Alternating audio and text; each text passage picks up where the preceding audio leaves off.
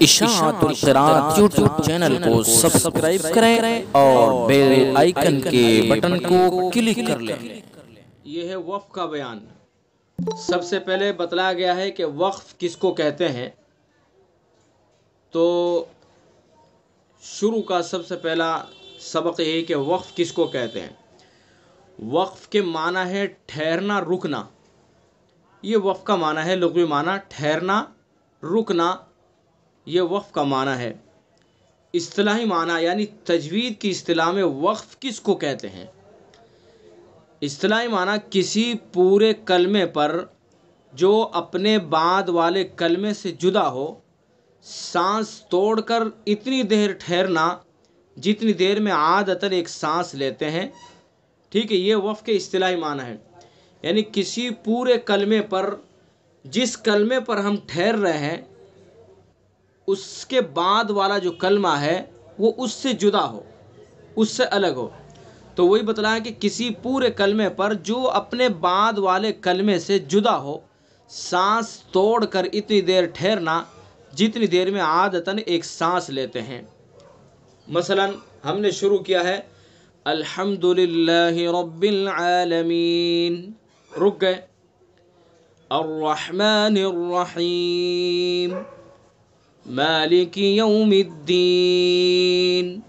تو یہ آیتوں کے اوپر جو ہم ٹھہر رہے ہیں، اسی کا نام وقف ہے۔ بہت سے لوگ جو اس کے اندر کوتاہی کرتے ہیں، وہ یہ کرتے ہیں کہ وہ وقف کا جو قاعدہ ہے اس قاعدے کو تو استعمال کرتے ہیں لیکن ٹھہرتے نہیں ہیں۔ مثلا بہت سے لوگ پڑھتے ہیں الحمدللہ رب العالمین الرحمن الرحیم مالک یوم الدین ایاک نعبد و ایاک نستعین۔ تو یہ غلط ہے۔ اصطلاحی معنی آپ کے ذہن میں ہوں گے تو اس طریقے سے آپ وقف نہیں کریں گے۔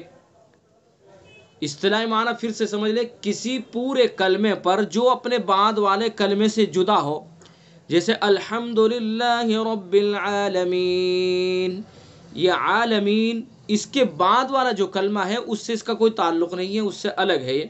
تو عالمین پر ہم رک گئے۔ تو یہ ہے کسی پورے کلمے پر جو اپنے بعد والے کلمے سے جدا ہو، سانس توڑ کر اتنی دیر ٹھہرنا جتنی دیر میں عادتاً ایک سانس لیتے ہیں، یہ وقف کہلاتا ہے۔ اچھا، وقف کی تقسیم تین طرح پر ہے، تین قسمیں ہیں وقف کی۔ کیا کیا ہے؟ اول باعتبار کیفیت کے، دوم باعتبار محل کے، سوم باعتبار احوال قاری کے۔ ٹھیک ہے، یہ وقف کی تقسیم ہوئی۔ پہلا ہے اول باعتبار کیفیت کے۔ کیفیت یعنی کس طرح ہمیں وقف کرنا ہے، وقف بالاسکان کرنا ہے، وقف بالاشمام کرنا ہے، جو آگے پڑھیں گے آپ۔ تو کیفیت کس حالت میں وقف کرنا ہے، کس طرح وقف کرنا ہے، ٹھیک ہے۔ اور دوم باعتبار محل کے، محل یعنی کس جگہ وقف کرنا ہے، اس کی جگہ کیا ہے، کس جگہ وقف کرنا ہے، یہ باعتبار محل کے۔ سوم باعتبار احوال قاری کے، یہ سوم باعتبار احوال قاری کے یعنی قاری کے حالات کے اعتبار سے مجبوراً وقف کرتا ہے یا اختیار سے آزمائشی وقف کرتا ہے یا انتظاری۔ یعنی قاری جو ہے مثلا کوئی وقف کر رہا، کوئی کسی کو مشق کرا رہا ہے اپنے شاگرد کو، تو وہ وقف کہیں وقف بالاشمام کر دیا اس نے، یا کہیں وقف بالروم کر دیا، اور اس کا مقصد یہ ہے کہ وہ دیکھے کہ شاگرد توجہ دے رہے ہیں یا نہیں دے رہے ہیں۔ تو اس لیے ہے یہ سوم باعتبار احوال قاری کے۔ تو یہ وقف کی تقسیم تین طرح پر ہوئی، اول باعتبار کیفیت کے، دوم باعتبار محل کے، سوم باعتبار احوال قاری کے۔ ٹھیک ہے، وقف کی باعتبار کیفیت کے 8 قسمیں ہیں۔ پہلی تقسیم کیا تھی؟ باعتبار کیفیت کے۔ تو وقف کی باعتبار کیفیت کی کتنی قسمیں ہیں؟ 8 قسمیں ہیں۔ کیا کیا ہے سمجھ لیں۔ وقف بالاسکان، وقف بالاسکان، تلفظ صحیح کرنا ہے، وقف اسکان، وقف بالاشمام، ٹھیک ہے، وقف بالروم، ٹھیک ہے، وقف بالابدال، وقف بالسکون، بالسکون نہیں پڑھنا اس کو، بالسکون، وقف بالسکون، وقف بالتشدید، وقف بالاظہار، وقف بالاثبات، یہ 8 قسمیں ہوئی ہیں، ٹھیک ہے۔ پہلی ہے وقف بالاسکان۔ وقف بالاسکان کو سمجھ لیں، سب سے زیادہ وقف بالاسکان پایا جاتا ہے قرآن پاک کے اندر، چونکہ یہ تینوں حرکتوں میں ہوتا ہے۔ جب آپ اس کی تعریف سنیں گے اور اس کو سمجھ لیں گے تو آپ کو آسانی سے سمجھ میں آ جائے گا۔ وقف بالاسکان کس کو کہتے ہیں؟ کلمے کے آخری حرف کو اس طرح ساکن کیا جائے کہ نہ تو اس کی حرکت کا کوئی حصہ ادا کیا جائے اور نہ اس کی حرکت کی طرف ہونٹوں سے اشارہ کیا جائے، یہ وقف بالاسکان ہے۔ سمپل سا، آسان سا، کہ کلمے کا جو آخری حرف ہے اس کو ساکن کر دیا جائے تو یہ وقف بالاسکان ہے، یہ آسان بات ہے۔ زیادہ تر ہم وقف بالاسکان ہی کرتے ہیں۔ اب جیسے مثلاً آپ یہاں دیکھیے اس کو، یہاں اچھی طرح سے آپ کو سمجھ میں آئے گا۔ یہ صورت نکال دو، میں کوئی سی بھی صورت لے لیں، آپ کوئی سی بھی صورت لے لیجیے، مثلا یہ قل اعوذ برب الناس، یہ صورت لے لیجیے آپ۔ ہم نے پڑھا ہے قل اعوذ برب الناس، ٹھیک ہے، سین کے نیچے کیا ہے؟ زیر ہے، حرکت ہے، زیر کی حرکت ہے۔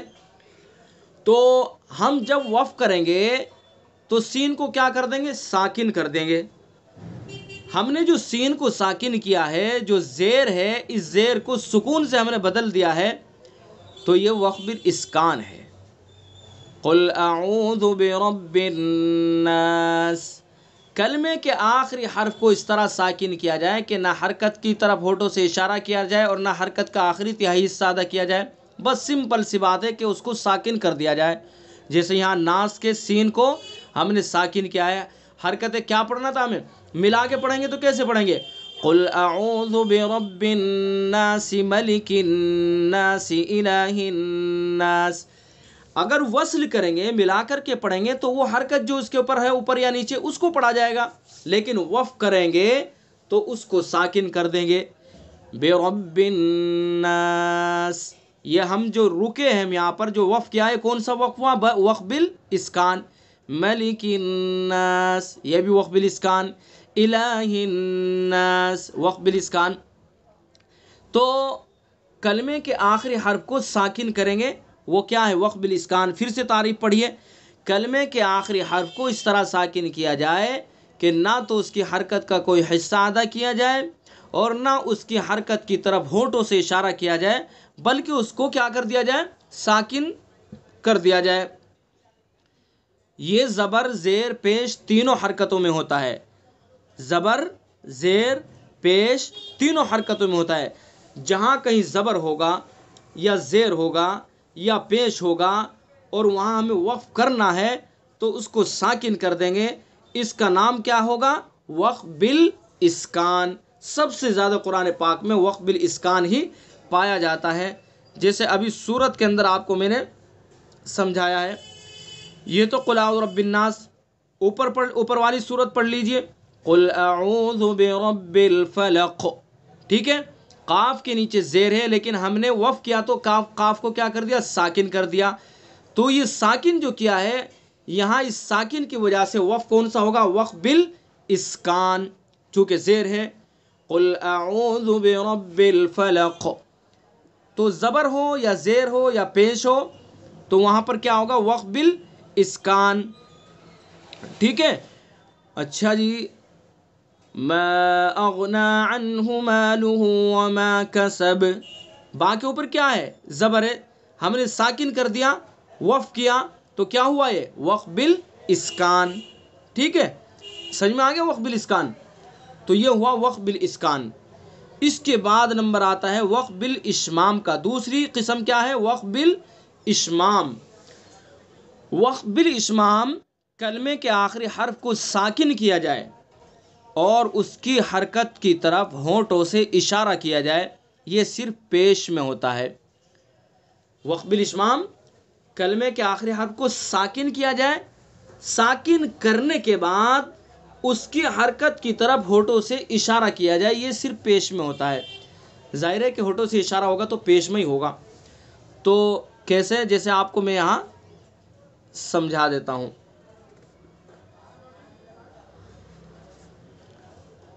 دیکھیے سورہ فاتحہ، ایک منٹ میں سورہ فاتحہ نکالتا ہوں۔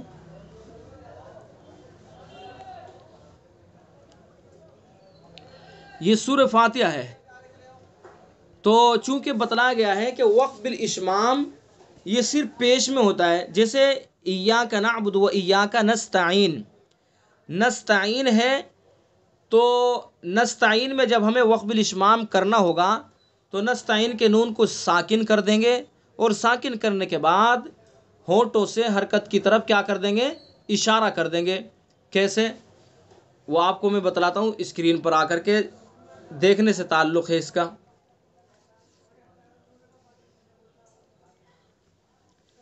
دیکھیے آپ، جب ہم وقف بالاشمام کریں گے تو کیسے کریں گے؟ ایاک نعبد و ایاک نستعین، ہونٹوں سے اشارہ، ساکن کر کے حرکت کی طرف ہونٹوں سے اشارہ کر دیں گے۔ صرف پیش میں ہوتا ہے، پیش ہی میں ہی ہونٹوں سے اشارہ ہو سکتا ہے۔ ایاک نعبد و ایاک نستعین، اس طرح سے، ٹھیک ہے؟ سمجھ میں آ گیا؟ تو وہ یہ وقف بالاشمام ہے، اس کی ضرورت نہیں ہوتی، بس یہ صرف اپنے شاگردوں کو آزمانے کے لیے، ان کو دیکھنے کے لیے کہ وہ سن رہے ہیں یا نہیں سن رہے ہیں، سمجھ رہے ہیں یا نہیں سمجھ رہے ہیں۔ تو اس وجہ سے قاری جو ہے وقف بالاشمام وغیرہ کرتا ہے۔ اسی وجہ سے وقف کی جو تقسیم ہے اس میں جو تیسری تقسیم ہے وقف باعتبار احوال قاری کے، تو وہ یہی ہے۔ تو یہ ہوا وقف بالاشمام۔ اب آئیے پھر چلتے ہیں ہم اپنی کتاب کے اندر۔ تو آپ کو یہ دو وقف سمجھ میں آ گئے، ایک وقف بالاسکان ہو گیا، ایک وقف بالاشمام ہو گیا۔ وقف بالاسکان تو آسان ہے کہ بس کلمے کا جو آخری حرف ہے اس کو ہمیں ساکن کرنا ہے، ساکن کریں گے، یہ زبر زیر پیش تینوں حرکتوں میں ہوگا۔ زیادہ تر قرآن پاک میں وقف بالاسکان ہی پایا جاتا ہے، ٹھیک ہے؟ اور دوسرا ہے وقف بالاشمام، کلمے کے آخری حرف کو ساکن کیا جائے اور اس کی حرکت کی طرف ہونٹوں سے اشارہ کیا جائے، یہ صرف پیش میں ہوتا ہے، جیسے میں نے ابھی بتلایا آپ کو۔ تیسرا ہے وقف بالروم، کلمے کے آخری حرف کو ساکن نہ کیا جائے بلکہ اس کی حرکت کا تہائی حصہ ادا کیا جائے، یہ صرف پیش اور زیر میں ہوتا ہے۔ وقف بالروم، کلمے کے آخری حرف کو ساکن نہ کیا جائے بلکہ اس کی حرکت کا تہائی حصہ ادا کیا جائے۔ تہائی حصہ یعنی حرکت اس طرح سے پڑھی جائے کہ جو آپ کے پاس میں بیٹھا ہے اس کو پتہ لگے کیا پڑھا ہے، باقی دوسرے والے کو پتہ ہی نہ لگے، تہائی حصہ یہ کہلاتا ہے۔ تو یہ صرف زیر اور پیش میں ہوتا ہے۔ جیسے مثال کے طور پر ایاک نعبد و ایاک نستعین، تو ہم نے بالکل حرکت کا تہائی حصہ ادا کیا ہے، نون کو ساکن نہیں کیا بلکہ تہائی حصہ ادا کیا، نستعین نستعین، ٹھیک ہے؟ تو یہ ہوا وقف بالروم، اس کی بھی ضرورت پیش نہیں آتی ہے، یہ بھی صرف اپنے شاگردوں کو آزمائش کے لیے، ان کو آزمانے کے لیے یہ وقف بالروم کیا جاتا ہے، باقی وقف بالروم ہوتا ہے۔ تو وقف بالروم، کلمے کے آخری حرف کو ساکن نہ کیا جائے بلکہ اس کی حرکت کا تہائی حصہ ادا کیا جائے، یہ صرف پیش میں ہوتا ہے اور زیر میں ہوتا ہے۔ پیش اور زیر دو حرکتوں میں یہ ہوتا ہے۔ جیسے الرحمن الرحیم، الرحمن الرحیم، ہلکے سے بالکل تہائی حصہ ادا کریں گے، پوری حرکت کیا ہو گئی؟ الرحمن الرحیم، سب کو سمجھ میں آ رہا ہے کیا پڑھا ہے؟ الرحمن الرحیم، سب کو سمجھ میں آیا کہ زیر پڑھا ہے، اور تہائی حصہ ادا کریں گے الرحمن الرحیم، تو کچھ سمجھ میں نہیں آئے گا کسی کو، جو پاس میں بیٹھا ہوگا اس کو معلوم ہوگا کہ کیا حرکت پڑھی ہے۔ تو زیر میں ہوگا وقف بالروم، اور دوسرا کس میں ہوگا؟ پیش میں ہوگا، ایاک نعبد و ایاک نستعین، ایاک نعبد و ایاک نستعین، ٹھیک ہے؟ تو یہ ہوئے تین وقف۔ اب آپ کو دوبارہ پھر میں سمجھا دیتا ہوں اسکرین پر آ کر کے. وقف کی باعتبار کیفیت کی کتنی قسمیں ہوئی؟ 8 قسمیں ہوئی. جی کتنی قسمیں ہوگی؟ بولیے آپ میرے ساتھ. وقف کی باعتبار کیفیت کی کتنی قسمیں ہوئی؟ 8 قسمیں ہوئی. پہلا کیا ہے؟ وقف بالاسکان. کیا بولیے؟ وقف بالاسکان. ہاں وہ آپ تلفظ کریں گے تو صحیح تلفظ ہوگا، ورنہ پھر اس میں وہ گڑبڑی ہو جاتی ہے. وقف بالاسکان یہ صحیح لفظ ہے، وقف بالاسکان. تو وقف بالاسکان کو کیسے کریں گے کہ کلمے کا جو آخری حرف ہے اس کو ساکن کر دیں گے، زبر ہو، زیر ہو، پیش ہو. ان تینوں حرکتوں میں سے کوئی بھی حرکت ہوگی تو ہمیں وہاں وقف کرنا ہوگا، تو اس کو ساکن کر دیں گے. یہ وقف بالاسکان کہلائے گا. دوسرا ہے وقف بالاشمام. وقف بالاشمام کلمے کے آخری حرف کو ساکن کریں گے اور ساکن کرنے کے فوراً بعد حرکت کی طرف ہونٹوں سے اشارہ کر دیں گے. یہ صرف پیش میں ہوتا ہے، جیسے نستعین، نستعین، نستعین، ہونٹوں سے اشارہ. ٹھیک ہے. اور تیسرا ہے وقف بالروم. کلمے کے آخری حرف کو ساکن نہ کیا جائے بلکہ آخری حرکت کا آخری تہائی حصہ ادا کیا جائے، جیسے نستعین، نستعین، الرحمن الرحیم، مالک یوم الدین، ایاک نعبد و ایاک نستعین. حرکت کا آخری تہائی حصہ ادا کریں گے.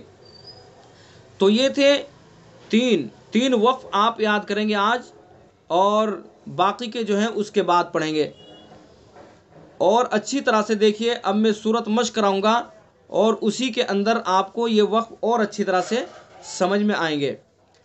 ہماری سورت جو چل رہی تھی سورہ اخلاص مکمل ہو گئی، اور سورہ اخلاص کے بعد سورہ لہب ہم مشق کریں گے. اور اس کے اندر جو قواعد ہیں، جو قواعد ہم نے پڑھ لیے ہیں، ان قواعد کو ہم ان پر عمل کریں گے، ان کو سمجھیں گے. چاہے وہ راء کا قاعدہ ہو، چاہے نون ساکن اور تنوین کا ہو، چاہے مد کا ہو، چاہے میم ساکن کا ہو، چاہے اب وقف جو آپ نے پڑھ لیے ہیں. تو آئیے اب مشق کرتے ہیں. میں قاعدہ آپ سے پوچھوں گا، آپ بتائیں گے. ٹھیک ہے. اعوذ باللہ من الشیطان الرجیم، بسم اللہ الرحمن الرحیم. دیکھیں رجیم، رحیم، رجیم، یہ وقف ہم نے کیا ہے، تو کون سا وقف ہوگا یہ؟ بولیے. وقف بالاسکان. وقف بالاسکان. ٹھیک ہے، بالکل.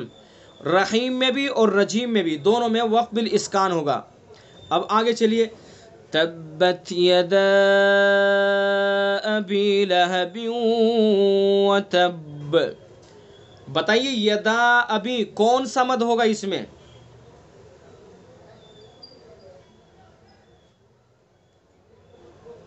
مد لازم. نہیں، سوچ سمجھ کے بولیے گا. کوئی بات نہیں، اگر غلط بھی بولا جائے تو کوئی بات نہیں، صحیح ہو جائے گا، لیکن بولیے گا. مد منفصل. جی جی صحیح بتایا آپ نے. مد منفصل. کیوں ہوگا مد منفصل؟ کیونکہ اس میں حمزہ دوسرا حرف میں ہے. جی جی جی جی صحیح ہے، بالکل. مد منفصل ہوگا. مد منفصل کا قاعدہ یہ ہے کہ حرف مد کے بعد حمزہ دوسرے لفظ میں ہو. اب یدا یہ الگ لفظ ہوا، اس میں حرف مد ہے. ابھی الگ لفظ ہوا، اس میں حمزہ ہے.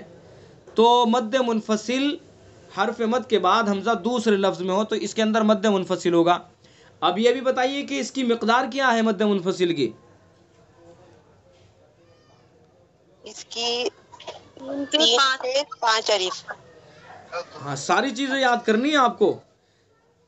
مقدار اس کی، اس کے اندر بروایت حفص کیا ہے؟ توسط، یعنی 2 الف، 2.5 الف، 4 الف، توسط. ٹھیک ہے. لیکن اس میں بروایت جزری 1 الف کی بھی اجازت ہے، یعنی قصر بھی جائز ہے مد منفصل میں. مد متصل اور مد منفصل دونوں کی مقدار ایک ہے، یعنی توسط 2 الف، 2.5 الف، 4 الف. ٹھیک ہے. کتنی ہے؟ 2 الف، 2.5 الف، 4 الف. بس یہ ہے کہ مد منفصل میں بروایت جزری 1 الف کی بھی اجازت ہے. چلیے تو ہوا مد منفصل قاعدہ ہو گیا یہاں پہ. تبت یدا ابی لہب وتب، لہب وتب. اب اس کے اندر بتائیے کون سا قاعدہ ہوا؟ لہب وتب. جی بتائیے. حروف یرملون آ رہا ہے. جی جی ادغام ناقص، ادغام ناقص صحیح بتایا آپ نے. ادغام ناقص کا قاعدہ کیا ہے؟ قاعدہ بتائیے گا. لام اور را کو چھوڑ کے باقی جو حرف آتے ہیں ادغام ناقص. جی قاعدہ بتانے کا طریقہ یہ ہے کہ ہم نے ادغام ناقص کا قاعدہ پوچھا ہے، تو قاعدہ ہم یہ بتائیں گے کہ نون ساکن یا تنوین کے بعد یومن کے 4 حرفوں میں سے کوئی حرف آئے گا تو ادغام ناقص ہوگا. ٹھیک ہے. اور اسی طرح سے ادغام تام کا قاعدہ ہم نے پوچھا تو بتائیں گے کہ نون ساکن یا تنوین کے بعد لام را میں سے کوئی حرف آئے گا تو ادغام تام ہوگا. اب یہاں جیسے ہم نے پوچھا ہے کہ لہبیوں و تب، کہ اس میں کون سا قاعدہ ہوگا؟ آپ نے بتایا ادغام ناقص. ادغام ناقص آپ نے قاعدہ بتایا. پوچھا کہ کیوں ہوا ادغام ناقص، تو آپ بتائیں گے کہ تنوین کے بعد یومن کے 4 حرفوں میں سے واو ہے تو اس وجہ سے ادغام ناقص ہوگا. اب قاعدہ پوچھا گیا کہ قاعدہ کیا ہے ادغام ناقص کا، تو آپ بتلائیں گے کہ نون ساکن یا تنوین کے بعد یومن کے 4 حرف میں سے کوئی حرف آئے گا تو ادغام ناقص ہوگا. تو اس طریقے سے کوئی بھی قاعدہ پوچھا جائے گا تو اس طریقے سے آپ بتائیں گے. ٹھیک ہے. تبت یدا ابی لہب وتب. یہ با کے اندر کیا ہوگا؟ قلقلہ ہوگا. یہ قلقلے کا قاعدہ میں کل بتاؤں گا، کل یا کسی بھی وقت بتلاؤں گا، قلقلہ بھی سمجھاؤں گا آپ کو. ما اغنى عنه ماله وما كسب. ما اغنى اس میں کون سا مد ہوگا؟ مد منفصل. جی جی مد منفصل ہوگا، جو یدا ابھی میں وہی اس کے اندر ہے. ما اغنى عنه ماله وما كسب. عنه میں کون سا قاعدہ ہوگا؟ اخفا نہیں، اخفانی، اظہار حلقی. جی جی اظہار حلقی ہوگا، اظہار حلقی ہوگا. کیوں ہوگا؟ اس میں حروف حلقی میں سے حروف حلقی میں سے کل. جی جی نون ساکن کے بعد حروف حلقی میں سے ہاں ہے تو اس لیے عنہ میں اظہار حلقی ہوگا. صحیح بتایا آپ نے، بالکل ماشاءاللہ بہت اچھا ہے. ما اغنى عنه ماله وما كسب. کسب کے اندر ہم نے وقف کیا تو کون سا وقف ہوگا؟ وقف بالاسکان. جی جی وقف بالاسکان. سيصلى نارا ذات لهب. نارا ذات اس میں کون سا قاعدہ ہوگا؟ اخفا. جی اخفا. کون سا اخفا؟ نام بتائیے پورا اس کا. تنوین کے بعد جو آتا ہے نا، اخفا حقیقی. اخفاء حقیقی اس کا نام ہے، اخفاء حقیقی. چونکہ اخفاء شفوی ہوتا ہے میم ساکن میں تو نام پورا بتائیں گے تو کنفیوز نہیں ہوگا اس میں آدمی. تو اخفاء حقیقی نارن ذاتا میں اخفاء حقیقی ہوگا، چونکہ تنوین کے بعد اخفاء کے 15 حرفوں میں سے ذال ہے. وَامْرَأَتُهُ حَمَّالَةَ الْحَطَبِ. وَامْرَأَتُهُ وَامْرَأَ میں بتائیے کون سا قاعدہ ہوگا میم ساکن کا؟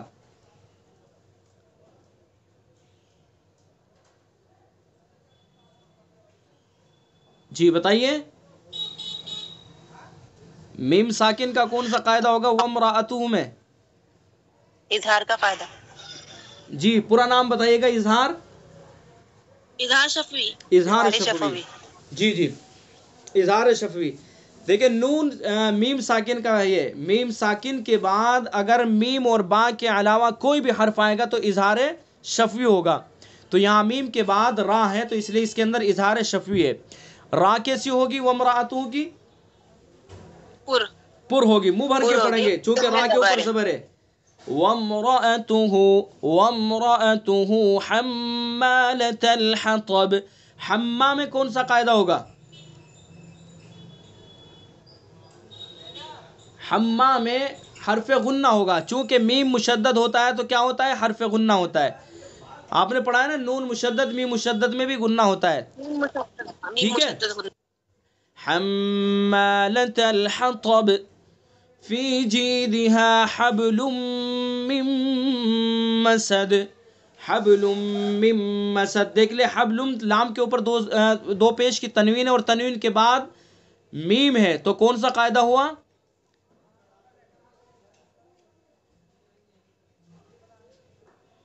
ادغام ناقص، ادغام ناقص، میم مسد میں بھی ادغام ناقص، ٹھیک ہے؟ تو اس طریقے سے آپ کو مشق کرنی ہے اور تمام قواعد کو اپنے ذہن میں رکھنا ہے، ان پر عمل کرنا ہے، اور انشاءاللہ جب اس طرح سے ایک ایک صورت کر کے آپ مشق کریں گے تو میں امید کرتا ہوں کہ بہت جلد آپ قرآن پاک کو تجوید کے مطابق پڑھنے لگیں گے۔ بڑی خوشی کی بات ہے کہ الحمدللہ آپ جتنے بھی جڑے ہوئے ہیں ہمارے ساتھ، تجوید جتنے بھی قواعد ہو گئے ہیں تقریباً ان کو آپ سمجھ رہے ہیں۔